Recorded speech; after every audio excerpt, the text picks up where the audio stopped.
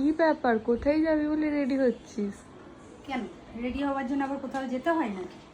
না মানে শাড়ি পরছিস হঠাৎ? ইচ্ছে গেল আমার, সারাদিন সংসারে কাজ করার পর একটু তো সাজুগুজু বিকেলবেলা করতেই হয়।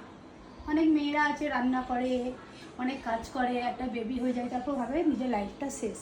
তো আমি সেরকম ভাবি না, আমি ভাবি আমার তো লাইফ শুরু। তো তো জামাইবাবুও পছন্দ করে শাড়ি টাড়ি পরলে এরকম পরিষ্কার পরিচ্ছন্ন থাকে, আর আমারও ভালো লাগে। আচ্ছা, একদম কেমন দেখাচ্ছে বলো? ভালো লাগছে। দেখ এবার ফাইনাল লুকটা কেমন লাগছে আমার। খুব সুন্দর লাগছে। শাড়িটা 1 বছর হবে কিনেছিলাম জানিস তো, তো আজ মনে হলো একটু পরেই নি। অত জামাইবাবু যে এই বয়স্ক মানুষের মতো সাদা শাড়ি পরেছো। না রে, ভালো ভালো লাগছে।